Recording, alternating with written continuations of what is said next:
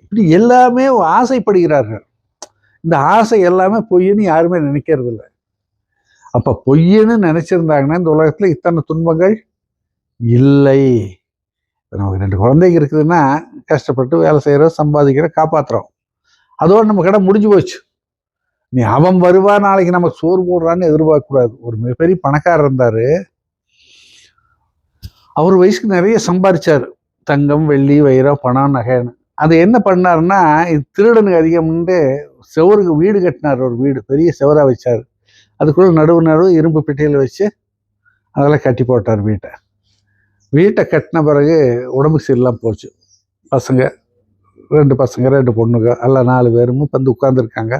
அதுங்களுக்கு எல்லாம் பெரிய வயசு ஆயிடுச்சு, கல்யாணம் பண்ற வயசு. எல்லாம் கல்யாணம் பண்ணதும் இருந்து எல்லாம் உட்காந்துட்டு அப்பா அப்பா அப்பா அப்பாங்கிறாங்க. அப்பா நிறைய அம்மா சொல்றா, அப்பா நிறைய சம்பாதிச்சான்டா, என்ன பண்ணான்னு தெரியலடா, கேள்றாங்கிறா.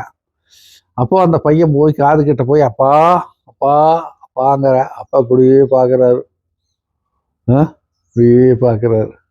புலனைந்தும் பொறிகளங்கி நெறிவழங்கி அறிவு அழிந்திட்டு ஐமேல் உந்தி அலமந்த போதாக அஞ்சேல் என்று அருள் செய்வான் அமரும் கோயில். எது? திருவையாறு.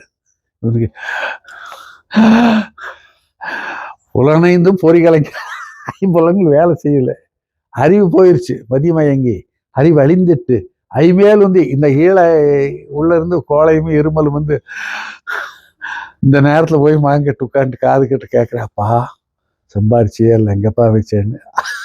அவனுக்கு அப்பவும் அந்த ஒரு உணர்வு வந்தது. இப்படின்னு கையை காட்டினா செவுத்த. அவன் என்ன நினைச்சா, அப்பா சம்பாரிச்சு எங்கன்னு கேட்டா வெளியில இருக்கிற தோட்டத்தை காட்டுறான்னு சொன்னா, பைத்தியாரன்னு இருக்க பாரு அப்படின்னு நினைச்சாங்க. அப்புறம் மக போய் கேட்டிருக்காப்பா, அந்த நகை பணமெல்லாம் வாங்கிட்டு வந்தீங்கல்ல, அதெல்லாம் பெட்டிகள் வச்சு அடுக்கி வச்சிருந்தியா, அது எங்க வச்ச அப்படிங்கிறான்.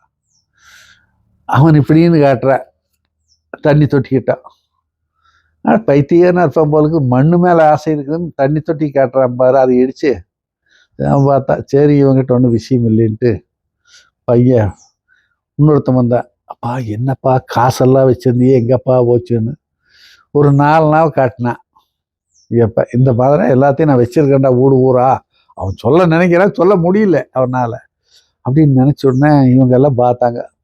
அவன் அந்த 4 நாள் எடுத்தான், தண்ணியில போட்டான், ஊத்துன வாயில்.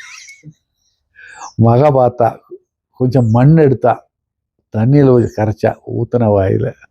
இன்னொரு மகன் பார்த்தேன்னு செவத்தனை காமிச்சான். செவத்தை கொஞ்சம் குரண்டி அந்த மண்ணை போட்டு வாயில போட்டு தண்ணி ஊத்துன, செத்து போயிட்டேன். கிழவை செத்து போயிட்டேன். கொண்டு போய் எல்லாம் அடக்கம் பண்ணிட்டு வந்தாங்க. அப்போ இந்த கொஞ்சம் இடிச்சு அந்த செவத்தை எடுத்தான் பாரு, அந்த இடத்துல ஒருத்தன் வந்தா, இந்த செத்து போனோட பேரன் வந்தான். ஒரு பையன் கல்யாணம் ஆயிருந்தா பேரன் வந்தான். அவன் வந்து சும்மா இருக்காம அந்த இடத்துல இரும்பு கம்பியை வச்சு சுரண்டிகிட்டே இருந்தான். உள்ள பார்த்தா பணம் பெட்டி, இரும்பு பெட்டி, சினிமாவில் காட்டுற மாதிரி. இப்படி ஊடு பூரா பணமா வச்சிருந்தா. ஆனா அந்த பணம் அவனுக்கு பயன்பட்டுதா? காதறிந்த ஊசியும் வாராது காணே கடைவெளிக்கே. இறைவா, இதை தெரிஞ்சு நாமளும் இத்தனை பாடுபடுறோமே, கஷ்டப்படுறோமே.